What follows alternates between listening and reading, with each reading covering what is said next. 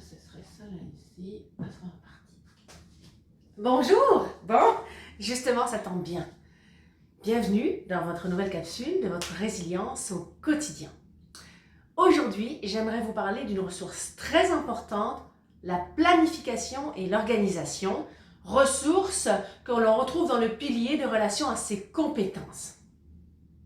Alors là, je suis en train d'essayer de placer toutes les petites choses en extra que j'ai à faire dans ma maison. Vous savez, en dehors du maintien ordinaire d'une maison, il y a des choses en extra qu'on fait une fois de temps en temps, une fois dans l'année, 2 fois dans l'année.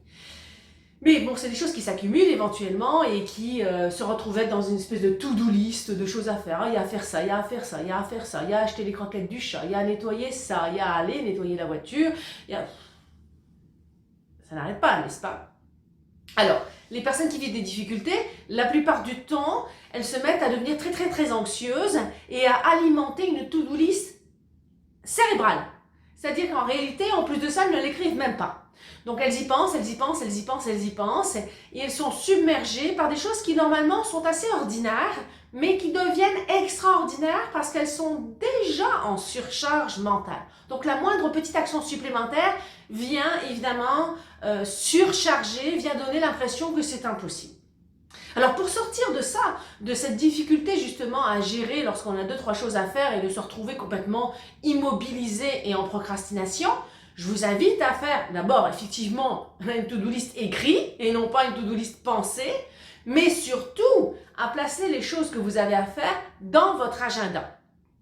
En tenant compte bien sûr aussi des moments que vous gardez pour vous ressourcer, pour avoir une bonne hygiène de vie, pour avoir du temps pour soi. Ça c'est essentiel. Je parle de ces différents éléments du pilier de relation à soi dans d'autres capsules. Mais là ici, planification et organisation, ça fait vraiment défaut chez toutes les personnes qui sont des fois même traumatisées par les événements. Donc plus on est affecté par les événements et plus on a de difficultés à s'organiser et plus on ne fait que ruminer les choses. Et là, la manière de s'en sortir, c'est vraiment de concrétiser en fait ce qui est dans le cerveau pour permettre de voir aussi que tout n'est pas faisable d'un seul coup. Parce que quand votre corps il vous dit non, j'y arriverai jamais, non, j'y arriverai jamais, il a raison. Il n'arrivera jamais à tout faire là. Enfin, on se prépare, hein, moi je me suis mis mes affaires là pour bien réfléchir et bien me mettre en action, mais surtout, je prépare la suite en prenant le temps de placer les différentes activités que j'ai à faire dans l'agenda tout en respectant le timing, histoire de ne pas tomber dans le trop une seule journée puis d'être épuisé le lendemain. Il faut considérer le temps que ça va prendre, bien entendu. Donc ça, il faut réfléchir. Donc évidemment, on a l'air de perdre son temps. On dit, oh mais non, je ne vais pas perdre mon temps en plus de ça à placer tout ce que je sais très bien que j'ai à faire dans mon agenda. Voyons donc. Eh bien si, justement. Faites-le parce que cette perte de temps-là n'en est pas une. C'est un gain de temps. Ça vous libère l'esprit. Ça vous permet de voir que, oh ben oui, mais ça va me prendre plus de temps que je pensais, cette affaire-là.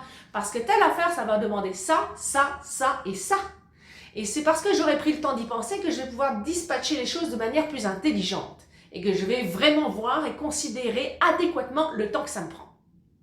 Donc ça, c'est important et c'est important pour tout le monde, même pour moi. Donc je prends le temps de placer les choses dans l'agenda et ensuite de ça, je m'y colle. Ah, parce que ça aussi, c'est un autre problème.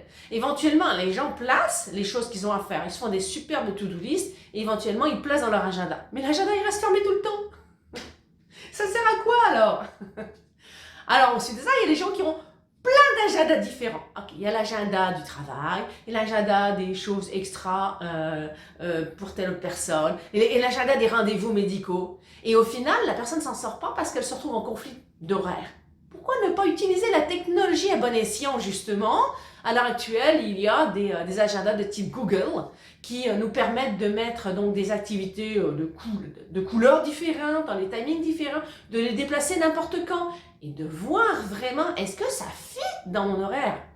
Soit dit en passant, là moi je l'utilise pour des affaires de mon petit quotidien à moi, l'entretien à la maison notamment, mais vous devriez pouvoir utiliser cette méthode-là aussi pour votre travail. Il m'arrive de rencontrer des clients dans mon bureau qui ont différentes tâches à faire et qui ne s'en sortent pas parce qu'en réalité, ils essayent de les prendre les unes après les autres dans la fameuse to-do list et ça s'accumule tout le temps. Bien entendu que ça s'accumule.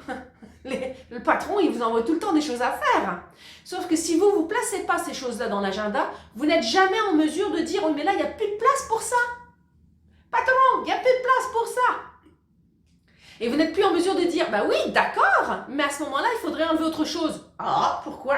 Mais parce qu'il n'y a pas de temps pour ça, il n'y a pas de place pour ça. Et si je ne crée pas l'agenda, et si je ne place pas les différentes choses que j'ai à faire dans mon agenda, je ne peux pas en venir là. Et là, je me manque totalement de respect et je n'arrive pas à faire mon travail. Voilà, tout est dit. Planifier, organiser avant de passer à l'action. Alors moi, je retourne planifier mes activités quotidiennes dans mon agenda et je vous dis à bientôt dans une prochaine capsule. Ah oui, le plancher du placard.